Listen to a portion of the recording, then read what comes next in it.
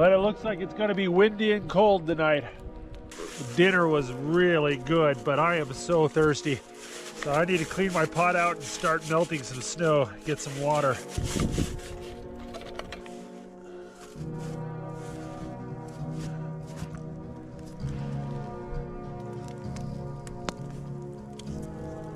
Well, the wind is really kicking up and it is getting cold and the sun's setting.